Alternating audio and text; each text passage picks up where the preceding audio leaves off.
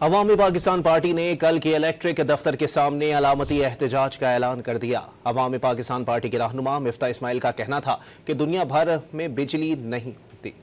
انہوں نے کہا کہ دن بھر بجلی نہیں ہے مگر بھاری بھرکم بلز ہر ماہ بھیج دیے جاتے ہیں۔ حکومت پاکستان نے جعلی اخراجات میں 24% اضافہ کیا۔ حکومت کے لیے 100 ارب روپے کا ٹیکس بچانا کوئی بڑی بات نہیں۔ انہوں نے ان خیالات کا اظہار کراچی میں پریس کانفرنس کے دوران کیا۔ ہم کل ادھر جو ہے انشاءاللہ تعالی کراچی میں کے الیکٹرک کے دفتر کے باہر غزری میں ایک علامتی پروٹیسٹ کریں گے۔ اس میں اللہ کی مہربانی سے دھرنا نہیں ہوگا، 1 گھنٹہ کھڑے رہیں گے، ادھر کچھ بات چیت کریں گے اور اس کے بعد کے الیکٹرک کے لوگوں کو ہم ایک سفارشات پیش کریں گے اپنی، ایک جو میں نے ابھی بات کری ہے کے الیکٹرک کے لوگوں کو بھی دی جائے گی اور حکومت پاکستان کے بھی دی جائے گی، وہ کے الیکٹرک والے پہنچا دیں گے۔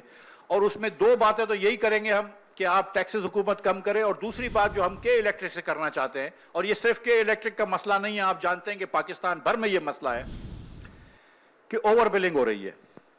آپ دیکھ لیجئے، اور یہ نیپرا سے میں گزارش کرتا ہوں کہ وہ بھی یہ چیک کرے کہ جتنے 195 اور 200 یونٹ کے درمیان بل آ رہے ہیں ایوریج پہ اسٹیٹسٹکلی، یہ اتنے ہی بل 200 اور 205 کے درمیان بل آنے چاہیے یونٹ کے، یا اگر 395 اور 400 کے درمیان جتنے بل آ رہے ہیں اتنے ہی بل 400 اور 405 کے 401 اور 405 کے درمیان آنے چاہیے۔